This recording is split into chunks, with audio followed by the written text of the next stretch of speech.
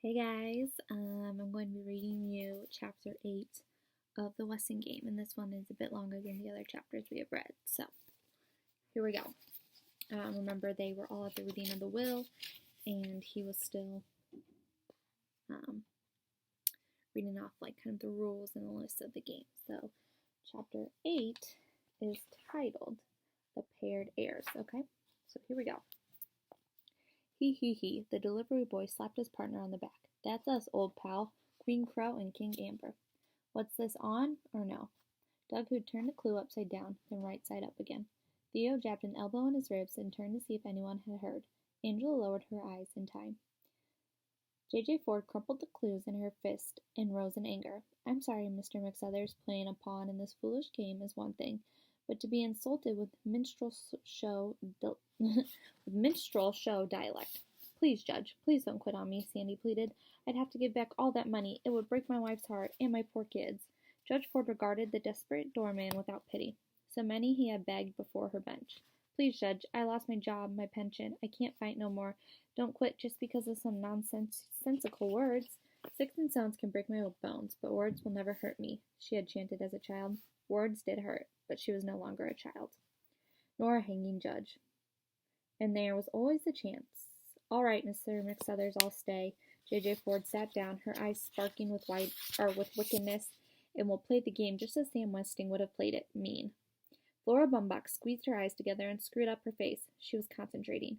Haven't you memorized them yet? Turtle didn't like the way Otis Amber's scrawny neck was swiveling high out of his collar. And what was Angela staring at? Yes, I think so, the dressmaker replied. But I can't make heads or tails of them. They make perfect sense to me, Turtle said. One by one, she put the clues in her mouth, chewed and swallowed them. Gibberish, Mr. Who muttered. Grace Windsor Wexler agreed. Excuse me, Mr. Plum, but what are these clues to? I mean, exactly what are we supposed to find? Purple waves, Sandy joked with a wink at Turtle. Mr. Wexler uttered a cry of recognition and changed the order of her two clues. It's still gibberish, Mr. Who complained. Other players pressed the lawyer for more information. Ed Plum only shrugged. Then could you please give us copies of the will? A copy will be on file, Judge Ford began. I'm afraid not, Your Honor, the lawyer said. The will. He paused and tried again. The will not be filed until the first of the year. My instructions specifically state that no heir is allowed to see any of the documents until the game is over. No copy? That's not fair. But wait, they did have a copy, a shorthand copy. Sybil Pulaski had plenty of attention now. She smiled back at the friendly faces, revealing a lipstick stain on her front teeth. Isn't there some sort of last statement? Sandy asked Plum. I mean, like the intern says. Nothing makes any sense. 11th. Senseless, you say? Death is senseless, yet makes its way for the living. Life, too, is senseless, unless you know who you are, what you want, and which way the wind blows. So on with the game. The solution is simple. If you know whom you are looking for, but heirs, be aware, be aware. Some of you are not who they say they are, and some of you are not what they seem to be. Whoever you are, it's time to go home. God bless you all, and remember this. Buy Westing Paper Products. During the night, Flora Bumbox's itsy-bitsy snowflings raged into a blizzard. The tenants of Sunset Towers awoke from clue-chasing, blood-dripping dreams, bound in twisted sheets and imprisoned by 15-foot snowdrifts. No telephones, no electricity, snowbound with a murderer. The slow procession looked like some ancient mysterious rite as partner sought out partner on the windowless stairs, and silent pairs threaded through the corridors in the flickering light of crooked, color-striped candles. The product of Turtle's stint at summer camps. These handmade candles are both practical and romantic, she said, pedaling her waves from the apartment door to a door. Too frightened tenants at 7 in the morning. Oh, it's only Turtle, and the colored stripes tell time, which is very handy if your electric clock stopped. Each stripe burns exactly 1/2 more, or less. 12 stripes, 6 hours. How much? Not wishing to take advantage of this emergency, I've reduced the price to only $5 each. Outrageous, even more so when the electricity came on 2 hours later after her last sale. Sorry, no refunds, Turtle said. No matter what. What was $5 to the heirs of an estate worth $200 million? Clues. They had to work on those clues behind closed doors. Whisper, someone may be listening. Not all the heirs were huddled in plotting, puzzling, solving pairs. Jake Wexler had retreated to his office after a long and loud argument with his wife. He sure could have used half of that $10,000 right about now, but he wouldn't admit it, not to her. The forfeited money upset her more than the murder of her uncle, if he was her uncle. 5 floors above, Jake's partners stood before the restaurant's front window, staring at the froth on the angry lake and beyond. No one had bothered to tell Madam Who about the Weston game. Other players were snowbound elsewhere. Dent and Deer in the hospital, Sandy at home. No one gave a thought to where Otis Amber or Crow might be, but Sibyl Pulaski was there, thumping her crutch against the baseboards as she limped through the carpeted halls on the arm of her pretty partner. Not one, but 7 tenants had invited her to the morning coffee or afternoon tea.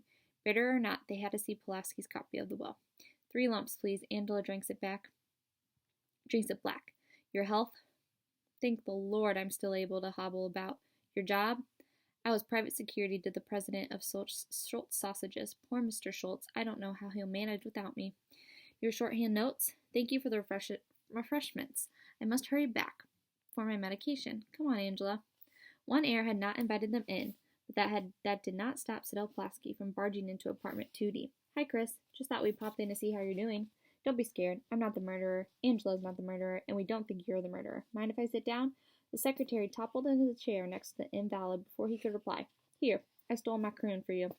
It's so sticky you'll be tasting it all day. I must have six strands of coconut between my upper molars. Chris took the cookie. Just look at that smile. It could break your heart. Angela wished her partner had not said that. It seemed so insensitive, so crude, that at least Sibyl was talking to him, which was more than she was able to do. Angela, the fortunate one, standing like a dummy. I know Denton wants to work on the clues with you. He's snowbound, too. You're very pretty. How did pretty come out? He meant to say nice. Chris bent his curly head over the geography book in his lap. She wasn't laughing at him. It was all right to ask her because she was going to marry his partner. What are grains? Angela did not understand. Chris fanned the pages of the book to a picture of a wheat field. Grains. Oh, grains. You want to know the names of some grains. Let's see. There's wheat, rye, corn, barley, oats. Oats. Angela thought the boy was going into a fit, but he was only repeating the last word. Oats. Sibyl was puffing her warm breath on the window and wiping a frosted area clean with her sleeve. There, now you'll be able to watch the birds again. Anything else we can do for you, young man? Chris nodded. Read me shorthand notes. The pretty lady and the funny lady moved quickly out of the door. One limped, but it was pretended limp, he could tell. Not like the limper on the Westinghouse lawn. Oats. Chris closed his eyes to picture the clues. 4, plain, grain, shed. Grain equal oats, Otis Amber. 4 and D from shed equal Ford. But their neighbor boy nor the judge limped, and he still hadn't figured out she or plain. He'd have to wait for Denton D. Denton D was smart. He was a doctor. Chris raised his binoculars to the cliff. Windblown drifts buttressed the house. Something moved on the second floor. A hand holding back the edge of a drape. Slowly, the heavy drape fell back against the window. The Westinghouse was snowbound too, and somebody was snowbound in it. Only one of the players thought the clues told how the $10,000 check was going to be spent. Take stock in America, the will said. Go for broke, the will said. In the stock market, Turtle said, and whoever makes the most money wins it all. The whole $200 million? Their clues. C, Mountain, AM, O. Stood for symbols of 3 corporations listed on the stock exchange. CMT, the abbreviation for Mountain, AMO. But AM and O are separate clues, Flora Baumbach said. To confuse us? What about the murderer? I thought we were supposed to find out the name of the murderer. To put us off track. If the police suspect murder, they'll be in the jail by now. Or she'd be in jail by now. Her fingerprints were over everything in the Westinghouse, including the corpse. You don't really think one of us could have killed a living, breathing human being in cold blood? Do you, Mrs. Baumbach, do you? Turtle did, but the dressmaker was a cream puff. Don't you look at me like that, Turtle Wexler. You know very well I could never do such a thing. I must have misunderstood. Oh my, I just wish Miss Pulaski had shown us a copy of the will. Turtle returned to her calculations, multiplying numbers of share time prices, adding a broker's commission, trying to total the sums to $10,000 they had to spend. Flora Baumbach may have been wrong about the murderer, but she was not convinced of Turtle's plan. What about buy Westing paper products? I'm sure that was in the will. Great, Turtle exclaimed. We'll do that just now. We'll add WPP to the list of stocks we're going to buy. Flora Baumbach had watched enough TV commercials to know that buy Westing paper products meant that as soon as she could get to the market, she'd buy all the Westing paper products on the shelf. Still, it felt good having a child around again. She'd play along gladly. You know, Turtle, you may be right about putting our money in the stock market. I remember the will said, May God thy gold refine. That must be from the Bible. Shakespeare, Toto replied. All quotations were either from the Bible or Shakespeare. Mr. Who moved aside a full ashtray with a show of distaste and rearranged the clues. Purple fruited makes more sense. Grace Wexler looked around the restaurant to the lone figure at the window. Are you sure your wife doesn't understand English? I mean, after living here so long? That's my second wife. She came over from Hong Kong 2 years ago. She does look young, but it's so hard to tell ages of people, Grace said. Why was he glaring at her like that? Your wife is quite lovely, you know, so dull-like. Who bit off half of a chocolate bar. He had enough problems with the empty restaurant, a lazy son, and his nagging ulcer. Now he had to put up with this idiot. Grace lit another cigarette and rearranged the clues to read Purple Waves. You heard the doorman say Purple Waves. It must mean something. And the ghastly secretary was wearing a dress with purple waves last night, not to mention her crutch. You should not speak unkindly of those less fortunate than you, Who said. You're right, Grace replied. I thought the poor thing had handled her infirmity with great courage. Traveling Mimosa, my future son-in-law says. He's a doctor, you know. Anyhow, Pulaski couldn't possibly be the murderer, not the way she limps around. Besides, how could my Uncle Sam know she'd wear purple waves to his funeral? Who waved the cigarette smoke from his face? The murderer had to have a motive. How about this? A niece murders her rich uncle to inherit his money. Good sport that she was. Grace tossed back her head and uttered an amused ha-ha-ha. Not that I care, Who said. The cheating moneybags got what he deserved. What's the matter? Look, Grace pointed to the clues. Fruited Purple Waves 4C.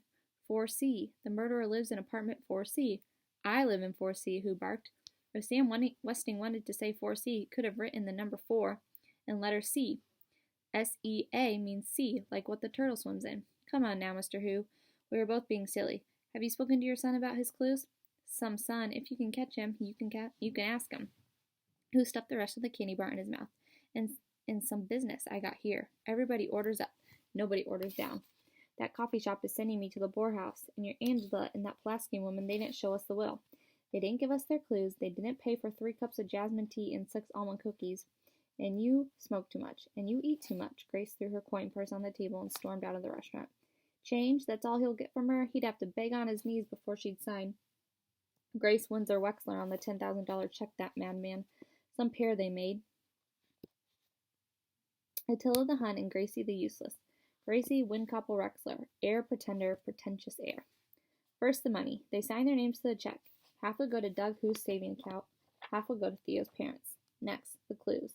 His, N, on, to, the, 4.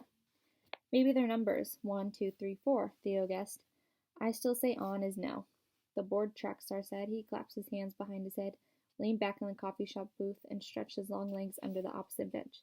And no is what we got. No real clues, no leads, no will. After 3 cups of coffee, 2 pastries, and a bowl of rice pudding, Cyril Pulaski had offered nothing in return. Theo refused to give up. Are you sure you didn't see anything unusual at the Westing house that night? I didn't kill Westing, if that's what you mean, and the only unusual thing I saw was Turtle Wexler.